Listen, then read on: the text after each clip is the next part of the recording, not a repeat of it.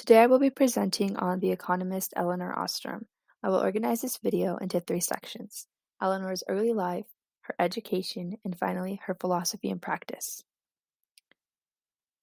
Elinor was born in 1933 in Los Angeles, California. She was born right as the country was in the middle of the Great Depression. The stock market had lost most of its value, unemployment rates had skyrocketed, and many families struggled to make an income. If you will recall, shortly after these events, the U.S. enters World War II. This, of course, all played a role in her socialization process. She grew up pretty poor. Community gardens were popular, teaching her at a pretty young age that about the value of cooperation and the protection of resources. This is important to note for our discussion later in the video on Elinor's philosophy and practice. She was pretty stubborn as a child. This trait would follow her well into adulthood, and despite being poor, she decided to attend college. She attended a high school where most students were well off and could afford going to college, and it was kind of expected of them, so Elinor did the same. She worked 3 jobs to be able to afford tuition. Elinor attended UCLA. Bright and stubborn as she was, she came across a lot of gender stereotyping in her higher education. After earning her undergraduate degree, she was ready to begin her career as a professional. However, many employers expected her to work as a secretary. During this time, it was common to expect women to perform clerical duties. Interestingly enough, she took the position as a secretary and eventually moved up within the company. She got a management position that had never been occupied by a woman before. Elinor went back to UCLA to earn her master's and PhD in economics. Once more, she dealt with gender discrimination in the admissions process of her PhD program. In her PhD program, she was one of 3 women in the class size of 40.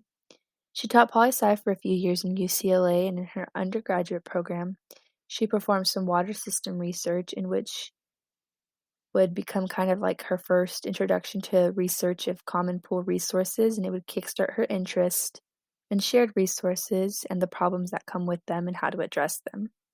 I want to kind of just take a moment to pause and highlight that being a woman in economics during this time created a few struggles. Elinor even said that being a woman was a handicap. She had to recognize repeatedly that the establishment wasn't always right, and these hardships would create kind of a theme in her life, a theme of proving people wrong, and it would later show up in her work as an economist. Moving on to her work, Elinor focused most of her research on what is called the tragedy of the commons. Her work led her to conclude that this was in fact no tragedy at all, and that it could best be solved by small groups. For the purpose of this video, I will be elaborating on the tragedy of the commons. I know for several of you this is just a review from your macroeconomics course. But the tragedy of the commons is the exploitation of shared resources.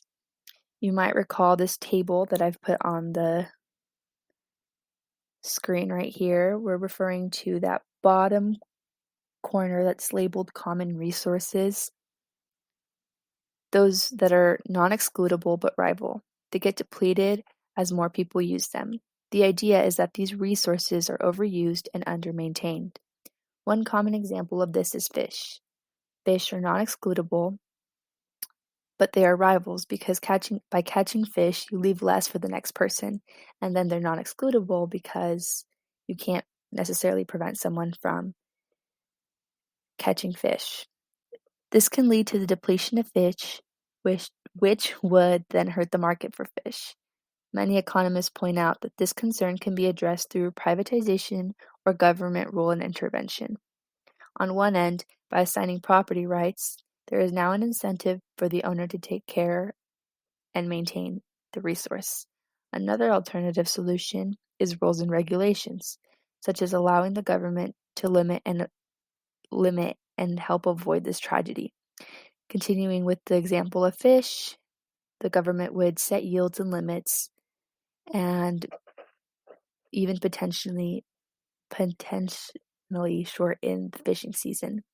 However, Elinor Ostrom proposes that the tragedy of the commons can be addressed by local action and local norms. Not by privatizing the resources or surrendering them to centralized government, but instead by encouraging local communities to work at small scale to address the environmental problems at hand. By now we know Ostrom challenged the idea of the tragedy of the commons, which, by the way, is a term made popular by Garrett Hardin in 1968. Elinor agreed that yes, there was indeed a problem, the resources could be overused and potentially destroyed. However, she refused to refer to it as a tragedy. Tragedy would simply imply a catastrophic situation that cannot be solved. The problem remains in how to avoid it. She designed a case study approach, meaning she spent time on the ground in different countries, traveling to observe common property institutions such as water irrigation systems. She collaborated with the disciplines such as anthropologists, sociologists, economists, and political scientists. She noticed that the data collection was not effective because of lack of cooperation among the disciplines. If all perspectives came together, they could better understand how institutional arrangements in a diverse set of ecological and socio-economic political settings affected behaviors and outcomes. She studied various irrigation systems and forest resources and concluded that people are not trapped, but instead, cultural norms can evolve.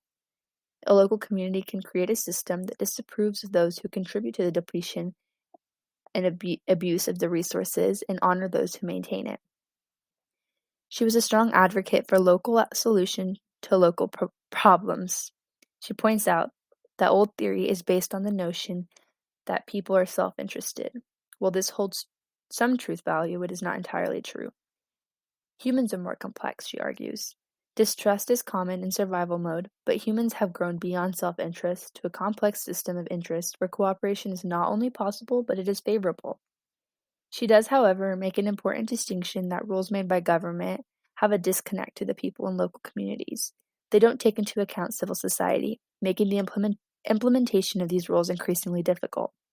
That is why community agreements and collective action are a practical, local way that people can come up with good rules. She warns against relying only on the government to solve problems, but she is also not against government involvement. The rules used to govern anything need to benefit the people in the local area, she says. Her work studying police departments supports this by suggesting that small action groups are as effective and sometimes more effective than large groups. Her studies showed that large departments never outperformed small departments, and that immediate services were largely successful. To summarize, Elinor disproved the tragedy of the commons by proving humans are more complex than the me-first instinct. Their complexity and capacity to build relationships makes them capable of cooperation where a group can mutually benefit. She offers local cooperation as an alternative, preventative measure to the tragedy of the commons. Elinor went on to become the first woman to win the Nobel Prize in Economics in 2009. She was commonly cited on the topic of common resources and was a revolutionary economist in her field.